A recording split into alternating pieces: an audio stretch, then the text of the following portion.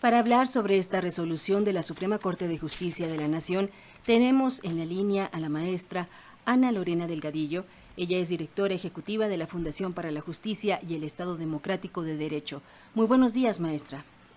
Angélica y José Luis, buenos días. Gracias por la invitación. Gracias a usted, maestra. Pues entremos en materia. ¿Qué significado tiene el hecho de que el máximo tribunal haya decidido hacer pública esta información del caso de la masacre ahí en San Fernando, Tamaulipas?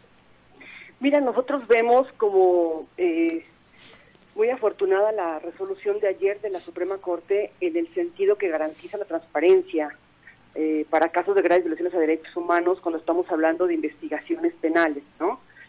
Lo que determina la Suprema Corte, como ustedes ya bien lo refirieron, pues es que el INAI es el órgano competente para determinar cuando un caso se puede clasificar como graves violaciones. Y nosotros lo que consideramos pues es que esto viene a fortalecer justamente la autonomía de dicho órgano, ¿no? Nosotros sabemos que el derecho a la verdad, el derecho a saber qué es lo que ha pasado en los casos de los migrantes, pues es un derecho que les pertenece a las víctimas, pero que también, por ser hechos de graves violaciones a derechos humanos, le pertenece a la sociedad. Entonces, abre un camino para que la ciudadanía pueda ir y estar vigilante de lo que está aconteciendo, digamos, en las instituciones de procuración de justicia en casos de graves violaciones, pues justamente para que haya una vigilancia ciudadana, que se pueda ver, determinar la verdad en los casos y que pueda haber la responsabilidad establecida también, ¿no? En ese sentido, maestra, y desde su perspectiva, en esta masacre el Estado fue omiso. ¿Hubo alguna acción para la protección de migrantes en aquel entonces?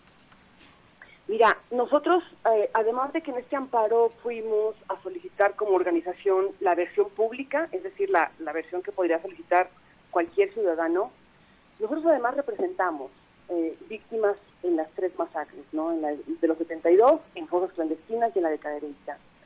Y yo lo que te puedo decir es que los tres casos están marcados por la impunidad. Hasta este momento no tenemos una sola persona sentenciada, ni tampoco nosotros que, digamos, tenemos un poco más de acceso a la información por representar a las víctimas, no sabemos qué es lo que pasó y no hay certeza todavía de qué fue lo que permitió que sucediera esto, cuáles son las complicidades del Estado o las participaciones de los agentes del Estado. Esto sigue sin resolverse. Entonces, por eso es importante que se abra el camino, ¿no? Claro. Ahora bien, maestra Lorena, ¿se prepara otra mega caravana de migrantes o de inmigrantes que pretende llegar hasta el norte? ¿Aún existen riesgos para la vida de estas personas? Claro, nosotros acabamos de ver a principios de marzo, pues en una de las conferencias del presidente de la República, que le preguntaron acerca de un nuevo caso de secuestro de migrantes. Ustedes recordarán, fue el 7 de marzo, ¿no? Y ahí lo que vimos pues fue que los hechos se minimizaron, ¿no? Por parte del presidente de la República y por parte del secretario de Seguridad Pública, señalando pues que tal vez esa era la manera como ellos viajaban o que no habían sido hechos violentos, aun cuando se sabía que estas personas fueron bajadas del bus por sujetos armados y por sujetos encapuzados en una de las principales carreteras del crimen organizado, de las carreteras más peligrosas donde años antes hubo estos secuestros. Entonces, lo que estamos viendo es lo que confirma también esta necesidad de transparencia en las actuaciones del Ministerio Público, es que cuando tú no investigas los hechos del pasado como país, estás condenado a que estos se sigan repitiendo. Entonces, evidentemente, lo que acaba de ser en el mes de marzo es un recordatorio a lo que sigue existiendo en el terreno. Y mientras no se investigue, tampoco va a poder haber vías idóneas, claras para la prevención. Sobre la sentencia, a mí me gustaría abonar un punto. Sí. De una manera también pues como muy honesta para el auditorio, ¿no? Nosotros creemos que sería un paso importante.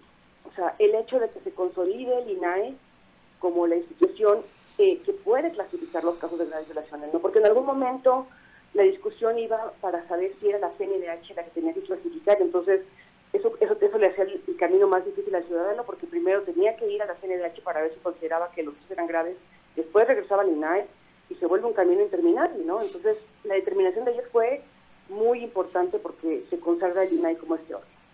Sin embargo, donde yo sí quisiera llamar la atención es que desafortunadamente me parece que la Corte no estuvo a la altura del caso. El amparo se da para efecto de que el caso regrese, los dos litigios, digamos el de artículo 19 y el de la Fundación, para que regresen al órgano de transparencia. Ahorita lo que va a suceder es que van a mandar la resolución al INAI y el INAI tiene que clasificar. La pregunta es, ¿qué pasa si el INAI clasifica que no son graves violaciones? Tendríamos que volver a hacer a promover un amparo. Y nada más, lo que me parece bastante relevante es que para que llegáramos a esta resolución, nos costó casi 7 años de litigio. 7 años solamente para que dijera la Corte que el órgano encargado es el INAI. Y la parte muy desafortunada es que por lo menos en el caso que litigó la Fundación para la Justicia, había una sentencia de primera instancia del juez Silva que consideramos que se apega a los estándares internacionales. El juez Silva estudia el caso y él mismo, en pleno uso de su jurisdiccionalidad, determina que los hechos son graves violaciones. Él ordena al INAI que no utilice los argumentos del Código Federal de Procedimientos Penales para no dar acceso a la información y le pide al INAI que le exija a la PCR la información. Es decir, él resuelve para que el ciudadano tenga un camino sencillo, o sea, él hace este análisis. Esto no lo puedo hacer yo en la Corte. En la segunda discusión, ustedes no sé si vieron que el ministro Saldívar votó en contra. Él votó en contra del proyecto justamente por esto, porque lo que él dijo, nosotros ya en otros casos le hemos ahorrado el camino al ciudadano, a la persona a la que se le violó los derechos humanos. Ajá. En el caso Rosendo Radilla, nosotros determinamos que el tribunal puede clasificar los hechos como graves violaciones a derechos humanos, de tal manera que no tenga que regresarse a una autoridad para que vuelva a recorrer todo este camino. Entonces, se abre una puerta, pero yo sí creo que ayer hubo una renuncia, digamos, de las facultades del Poder Judicial para constituirse con toda esa facultad que tienen de observar cuándo hay una violación de derechos humanos, cuándo hay una violación a la Constitución, y esa oportunidad se perdió. Eso lo creo lamentable porque entonces el camino a la transparencia lo dejan solamente para un grupo de especialistas. ¿Qué ciudadano, incluso qué reportero, se va a aventar un camino de 7 años para llegar a un litigio y después, pues si le fallan en contra, tendrá que hacer otro litigio de otros 7 años? Con esto esa es una reflexión importante. Con eso que menciona, maestra, esta última parte, entonces la respuesta del Estado mexicano ha sido suficiente o no para evitar la violencia contra migrantes en general. No ha sido suficiente. No ha sido suficiente primero porque no hemos visto investigaciones eficaces. Hemos visto que sigue habiendo violencia en el tránsito y hemos visto que hay territorios que son todavía intransitables, ¿no? Y desafortunadamente en estos casos, cuando la Suprema Corte puede dar un mensaje muy poderoso, sobre todo de efectividad, de que ya se transparenta la información. Ajá. Para que ustedes como medios de comunicación, por ejemplo, la puedan conocer y puedan saber directamente qué está haciendo el Estado, no da ese paso importante. Tampoco creo que la Corte haya estado a la altura de la necesidad de la protección a la población migrante, dado lo que hemos estado viendo que ha estado sucediendo desde hace pues ya más de 10 años, ¿no? Maestra, ya no tenemos tiempo, se nos quedan muchas preguntas en el tintero, pero nada más dígame un sí o un no. ¿Ustedes le ven un ingrediente político del gobierno de Trump en la sucesión presidencial a este problema de los migrantes? Evidentemente todo es político, ¿no? Claro, muy bien. Estas personas no se mueven sin un interés político. Pues. Claro. Muy bien. Bueno, maestra pues Ana Lorena Delgadillo, directora ejecutiva de la Fundación para la Justicia y el Estado Democrático de Derecho, le agradecemos mucho la entrevista. Que tenga usted excelente día.